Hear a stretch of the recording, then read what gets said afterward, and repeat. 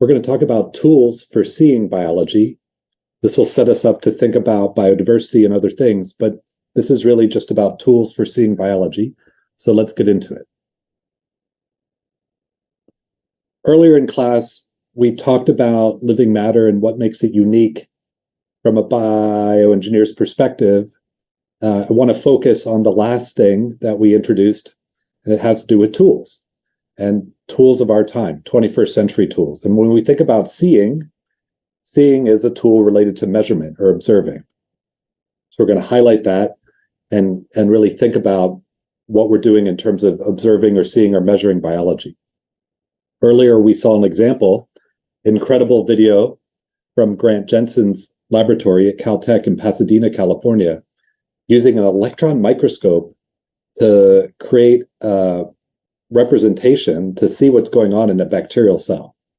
This is one of my favorite examples because this bacteria, if you remember, actually grows magnets or magnetic crystals in an array that helps the bacteria react to magnetic fields. It's a magnetotactic bacteria. And so somehow we go from this microscopic organism to a fancy computer graphic that lets us see what's happening in the biology. And of course, if you're thinking about being an engineer, imagine being an engineer with a system where you can't see anything. You could do it, but it'd be tricky. It'd be much easier to be an engineer if you can see what's going on. So that's why we care about seeing and observing and tools that let us see. Now, so far, it might not make any sense at all how these sorts of images are generated, so we're going to dig into that. The technique has a fancy name, electrocriotomography, which is basically cold temperature electron microscopy with a tilting sample, tomography. So cold temperature, that's cryo, electron microscopy, tomography, tilting sample. And if you go down to Pasadena, they're happy to welcome you at Caltech to their cryo-EM facility, cold temperature electron microscopy facility. And within that facility, according to their website, you see an instrument that looks like this. Looks complicated. Looks big. Looks expensive. These instruments, these cryo-EM machines, fill up a room. They cost $1 million, maybe $10 million for one microscope. $10 million, $7 million. Whoa. How do they work? We're going to observe a sample using an electron microscope. We'll explain that in a little bit. And the sample is going to have to be in a vacuum. So the electrons in the electron microscope get right to the sample. Now, if I put something in a vacuum and it's alive, like how would you do if you were in outer space? If you were like in a spaceship, you're like, I'm out of here. And you didn't have a spacesuit on, you just like went out of the spaceship and you're in a vacuum. My guess is you already know that you wouldn't do well. But why is that? Well, if in outer space the pressure is low, there's a vacuum. Think about what happens to water when you put water in a vacuum. You lower the boiling temperature of water. The water will start to boil at lower and lower temperatures, the lower the vacuum. In space, of course, water's just going to boil off. If you're alive, living things have water inside them. So if an electron microscope, the sample's in a vacuum, that it's like, how are you going to do in outer space? You're gonna like, are you going to explode? No, not really. You're going to burst though. And so you don't want that to happen because you can't really see what the thing looks like if it blows up, if it bursts, right? The thing that's full of water in a vacuum, quote, explodes or bursts. To solve that problem, one approach is to freeze it, right? And so you could freeze the living sample quickly to fix the water so that the water can't, evaporate into the vacuum. It will eventually, but not in the same way. And so the way this works is to use something really cold, something cryogenic, hence cryo electron microscopy. Cryo is any temperature below negative 153 Celsius. Well, liquid nitrogen, that's convenient. If you cool down nitrogen so it's a liquid, it's negative 195 Celsius. Practically what you do oftentimes is you'll first put your sample very quickly for example, if you grow an ice crystal slowly, if you let it form slowly, you'll get big crystals. You don't want that to happen because that'll disrupt the sample too. So if you're going to freeze your living sample, you've got to go like a plunge, flash freeze. And so the first thing you do oftentimes is you don't go right into liquid nitrogen, you go into liquid ethane, which isn't quite as cold, but can absorb more heat. And so it's a faster way of cooling something down to quickly freeze it until you do a quick like plunge or dunk into liquid ethane and then move it over to liquid nitrogen, and then put it in. Wow, it sounds complicated. But okay, so just give you a sense of like how the Jensen lab is creating these microscopic, amazing images of cells. Now the next thing is we're going to tilt the sample, right? So if you're looking at something, you're like, look at your hand right now.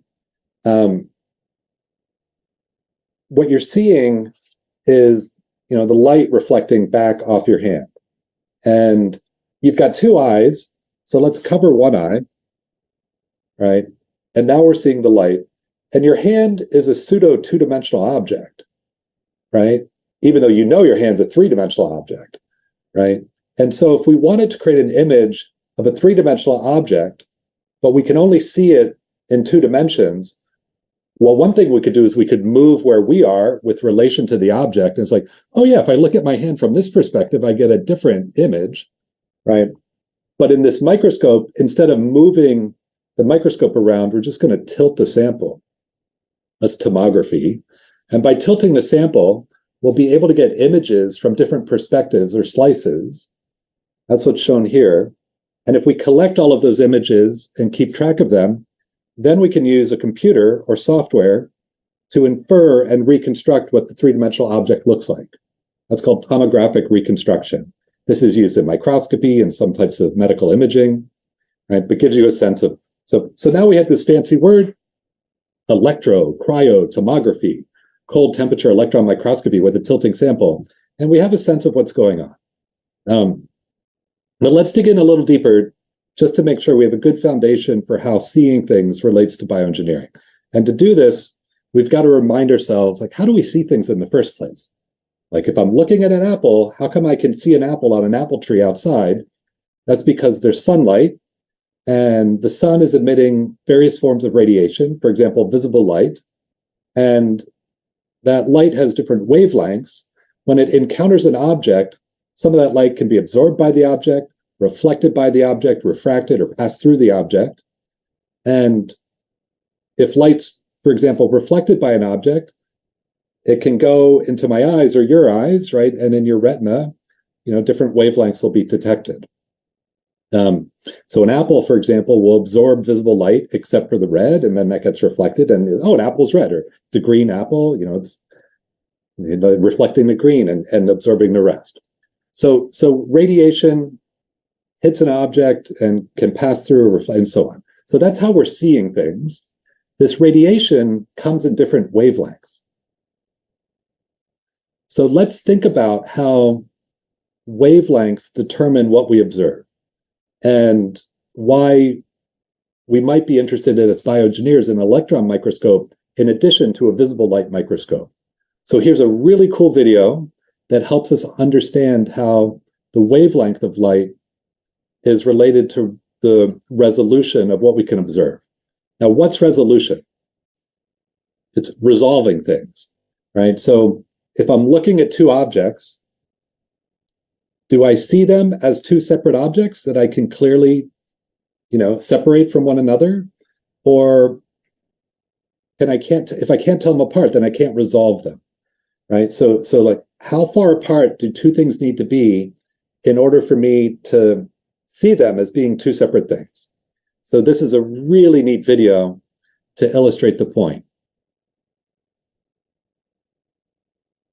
I've got an object that is just a pattern of lines, and the lines are some distance apart. And right now, because we have a whole bunch of different wavelengths of visible light looking at this microscopic object, we can see the lines as being different from each other. But in this clever example, what's going to happen is we're going to use green light, right? So suddenly we're only looking at this object using green light, which has a wavelength, and we can still see it, right? We go to red, it's a little bit harder to see, right? Red wavelength is a little bit longer than green, not by much. What is it, like 100 nanometers longer in the wavelength? And because of that, it's much harder to resolve or tell apart the lines here, right? And the further out we go into the red, like suddenly we can't, it's the same object. The object's not changed.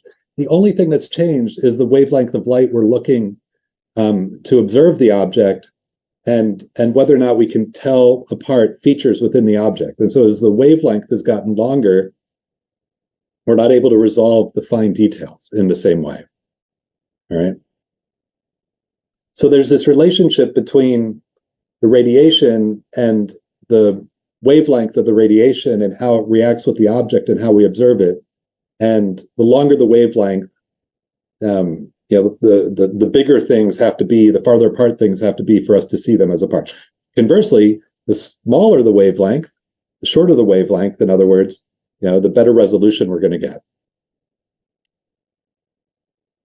So the nice thing about wavelengths is there's plenty of wavelengths. And in bioengineering, the most relevant wavelengths right now, at least, are the visible wavelengths, which are shown here. And so if we use a light microscope, what we mean by that is visible light microscope, we'll be able to resolve objects that are, a couple hundred nanometers in resolution. And here you see like red is a little bit longer than green. And so that's why green in the example, cleverly set up example, was able to see the tiny distances between the lines. But we were talking earlier about an electron microscope. So different type of radiation and so a different wavelength. And what's so interesting is the wavelength on an electron microscope is going to be way down here. And if you come down to the bottom of the slide, you can see that these wavelengths, if the visible wavelengths are, somewhere between, say, a virus particle and a whole cell, that means the visible wavelengths on a light microscope are going to let us see microorganisms and some of the structures inside microorganisms. But now if we jump down here, several orders of magnitude shorter wavelengths to electron microscope wavelengths, come down here, it's like, oh, those wavelengths are between the size of a molecule and the nucleus of an atom. Thus, we should be able to resolve objects and structures that are much closer together. All right. So let's look at another video of an electron microscope. Again, we'll stick with the Jensen lab, amazing group, super inspiring researchers. And let them walk us through how they can help us see what's happening in a living cell. All right.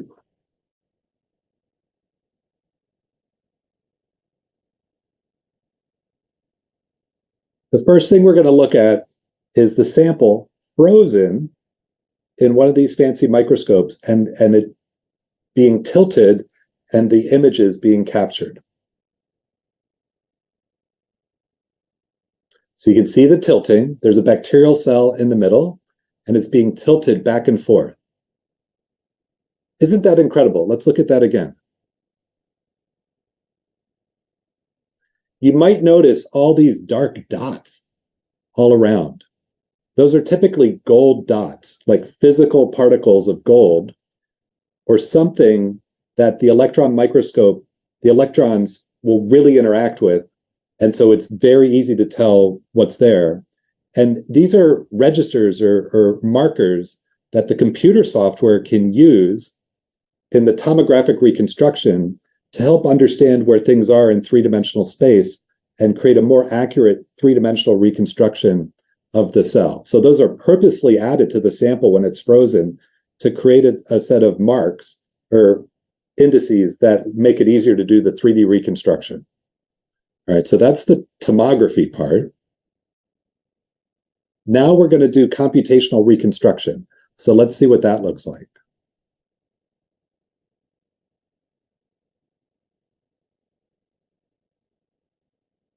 instead of tilting, we're just representing it as an up-down series of slices. And so now it looks like this is what the microscope's seeing, but this is actually a computational reconstruction of all the tilts to give you a stack of slices from the raw data. Now that we've constructed this three-dimensional representation from the tilted slices, we're going to start to identify biological aspects of the cell. How about the membranes encompassing the cell? We've got an outer and inner membrane. We're going to identify those structures in purple and blue. Remember, this is an electron microscope that's got resolution between nuclei and molecules. And so, it looks like, if you just look at the image, it's like, oh, it looks kind of grainy, but we're going to zoom in and pick up on the detailed resolution of the microscope, right? So within this membrane, we've got some peptidoglycan, right? We've got these structures of atoms that are part of the membrane system surrounding the cell.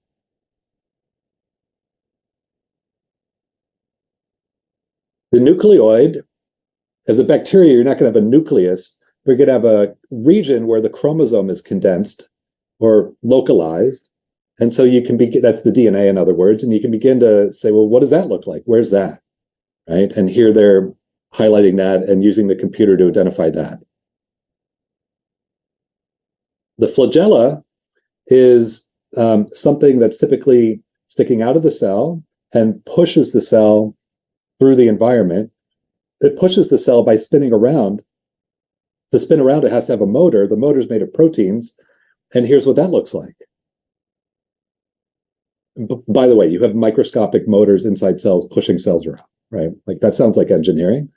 If you're going to be moving around, you need to have a sensor array to know where you want to go. You're going to be sensing chemicals. And so here are the things on the surface of the cell that are interacting with molecules in the environment. And depending on what's interacting with the receptors on the cell surface, you're going to control your motor moving the flagella, pushing you around or tumbling. Maybe you have to have things coming in and out of the cell, pores and other stuff, right? So it's like pretty cool, right? It's just absolutely amazing. These microscopic objects made of molecules that turn out to be cells have all these different parts, and using electron beams in a fancy electron microscope, we can take a look at what these things look like. And once you get a sense of what they look like, it feels a lot easier to be a bioengineer. And it's like, do we want this thing over there? What if we changed it? What would that look like? Right? Ribosomes. Oh yeah, those are the things that make proteins. Where are they in the cell? Oh, they're around, where the DNA is, and we can count how many there are, and so on and so forth. So you get the idea. So I just want to take a deep dive into something that sounds really complicated and totally esoteric, which is valid, but hopefully you have a sense of, well, this is what 21st century bioengineering is enabled by, right? Okay, good. However, what are some of the limitations of this microscope? First off, it's really expensive. I don't have one of these. People on my team, they get to use it, but we have to go like beg or borrow for access. And it's like really grateful we can use it. It's like, whoa, who can afford a $10 million microscope? Hardly nobody. So it'd be nice if this costs like $10. Would that be possible?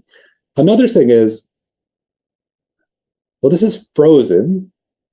And so it's not really alive. I'm like seeing everything in one fixed time. And so I'm not really sure how it works. I can see it but what's really behaving? It'd be like having a photograph of people playing soccer. And you're like, how does soccer work? But it's just like one image and you don't get to see the players running around, right? It'd be like, do you really understand soccer if you could just see one image on the field? I'd rather have something that's not frozen, but I have to freeze it. Otherwise, the living cell is going to get blown up when it's in a vacuum. So how do I get a non-destructive image, right? And the other thing I didn't talk about is this electron beam that's coming in, that's a form of energy, and it's basically going to be cooking or damaging the sample. And so I got to be careful about how much energy I'm putting into the sample. Otherwise, I'll destroy it as I'm trying to see it. And so I'd like to have an affordable microscope like this. I'd like it to be non-destructive, doesn't require freezing, doesn't use too much energy. And I want to see this living thing.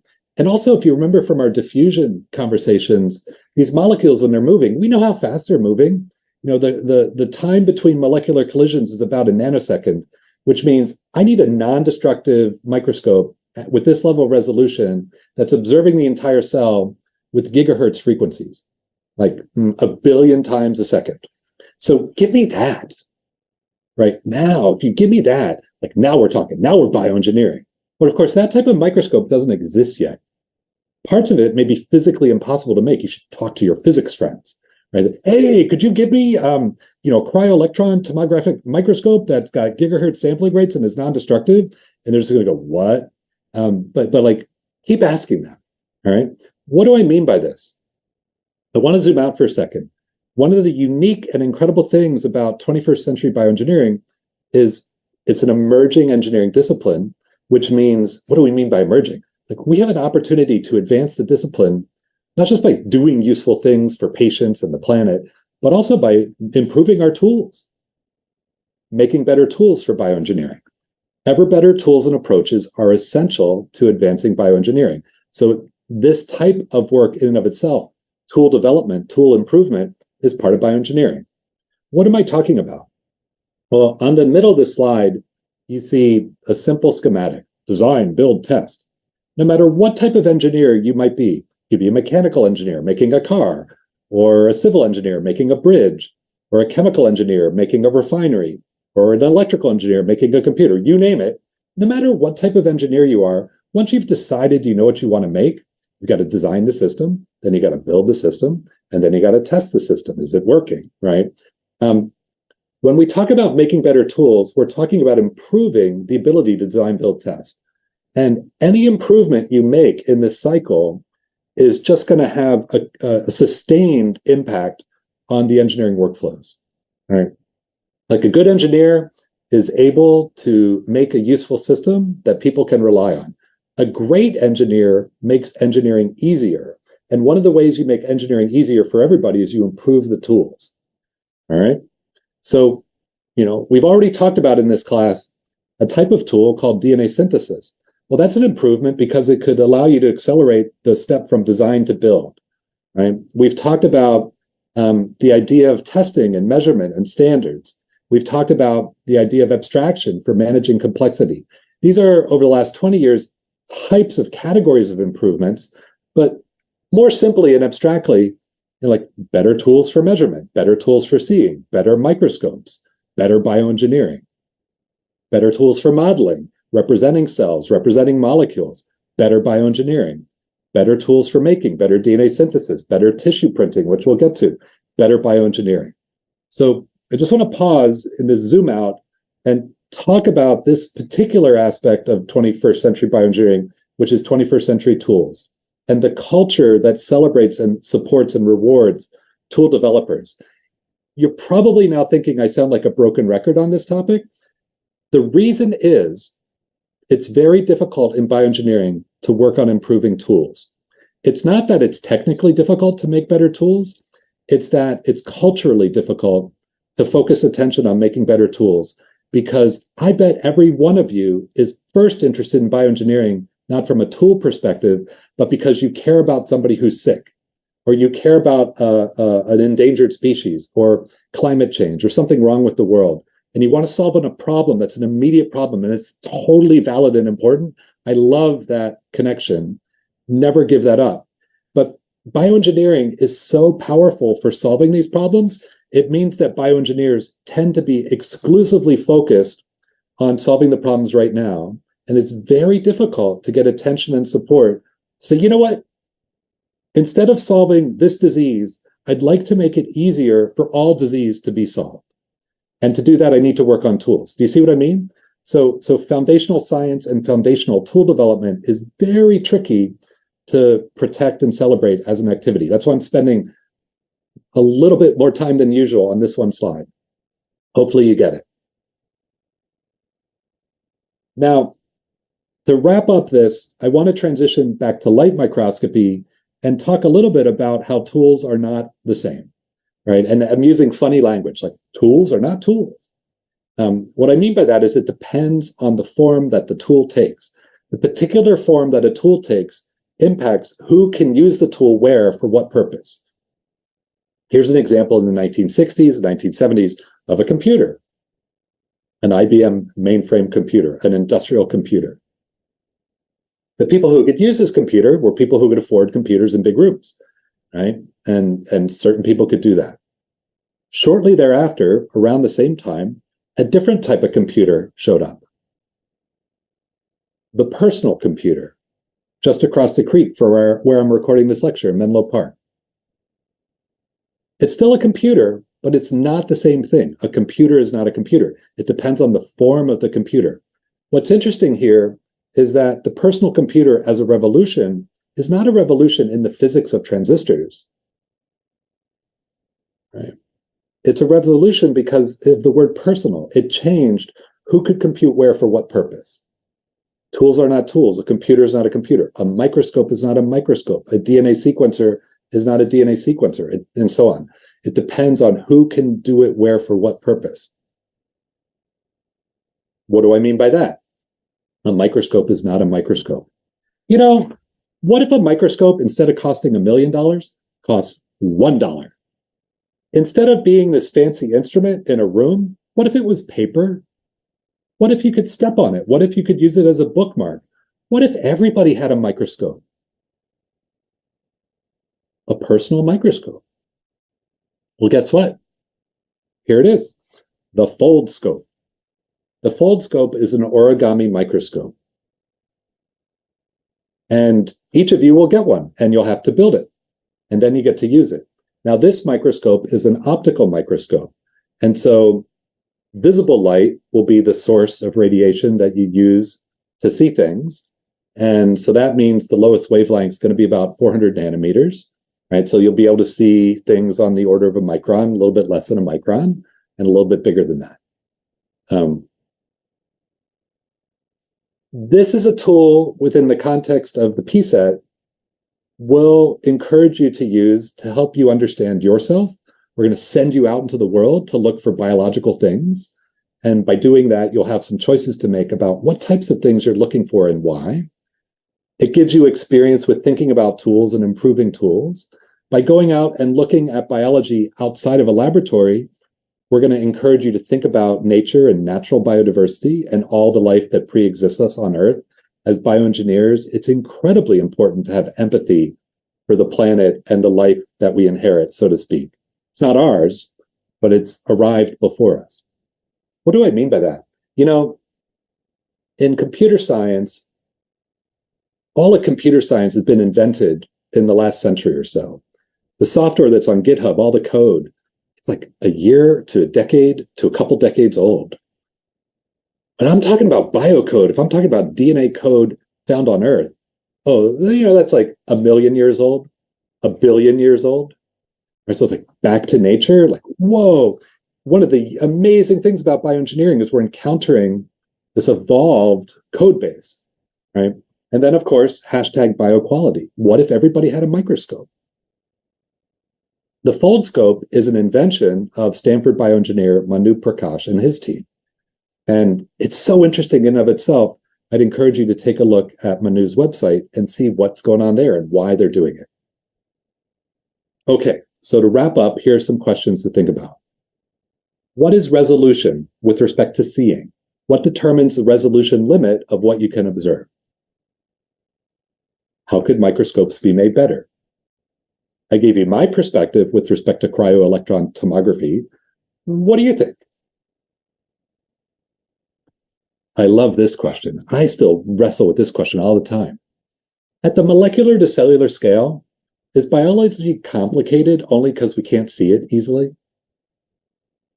Remember that idea of like a cell made as big as a building? Like if we just see what's going on and observe everything, like suddenly it would just make sense. And we'd be bioengineering, like, ta-da, it's all working really well. Or is biology at this scale, molecules making cells, is it somehow intrinsically complicated? Even when we could see it with perfect resolution, with perfect sampling rates, like even if you gave me a camcorder, video recorder that let me see how molecules are making cells with like perfect resolution, would it still be complicated? I'm not so sure, honestly. I think it might actually not be that complicated. But what do you think? Thus, why is developing better tools important for bioengineering? And also, why is it hard? Why is it hard to organize resources to make better tools? If you go to your local, here's an idea. Write the person in your district for the U.S. House of Representatives and say, I think it's important for making better tools for bioengineering, and here's why. And see what they write back. Why is it hard to make that argument?